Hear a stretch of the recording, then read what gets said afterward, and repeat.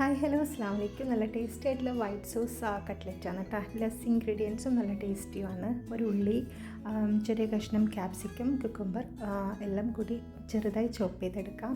ഉള്ളിയും തക്കാളിയും ചിക്കനും ബട്ടറിൽ കുറച്ച് മുളക് പൊടിയിട്ട് വേവിക്കാം കേട്ടോ. അതിന് ശേഷം കക്കിരിക്കയും ക്യാപ്സിക്കവും ഒന്ന് തിളപ്പിക്കുക. പിന്നെ ഒറിഗാനോ, ചില്ലി ഫ്ലേക്സ് ഇത് രണ്ടും ആവശ്യത്തിന് ഇട്ട് കൊടുക്കുക. പിന്നെ 2 സ്പൂൺ മൈദ ഉപയോഗിച്ചിട്ട് കുറച്ച് പാലും ചില്ലി ഫ്ലേക്സും ഒറിഗാനോ ഉപയോഗിച്ച് വൈറ്റ് സോസ് ഉണ്ടാക്കാം. വൈറ്റ് സോസ് എല്ലാം എല്ലാവർക്കും ഉണ്ടാക്കാൻ അറിയുന്നതായിരിക്കുമല്ലേ.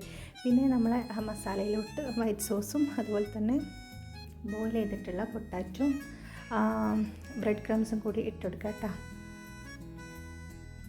പിന്നെ കുറച്ച് വെള്ളവും മുട്ടയും കോൺഫ്ലവറും കുരുമുളക് പൊടി, ഉപ്പ് എല്ലാം ഇട്ട് സാധാരണ കട്ട്ലറ്റ് പോലെ തന്നെ ആദ്യം മുട്ടൻ്റെ ടിപ്പിലേക്കും പിന്നെ ബ്രെഡ് ക്രംസിലോട്ടും മുക്കിയിട്ട് നന്നായി എണ്ണ ബോയിൽ ചെയ്തതിന് ശേഷം പൊരിച്ചെടുക്കുക.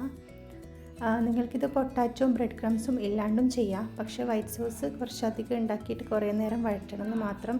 ഇങ്ങനെ ചെയ്യുമ്പോൾ ഭയങ്കര എളുപ്പമാണ് കേട്ടോ, പൊട്ടാറ്റോ ബ്രെഡ് ക്രംസ് എല്ലാം ഇട്ട് ചെയ്യുമ്പം. അപ്പം എല്ലാവരും ട്രൈ ചെയ്യുക. ബൈ, അസ്സലാമു അലൈക്കും.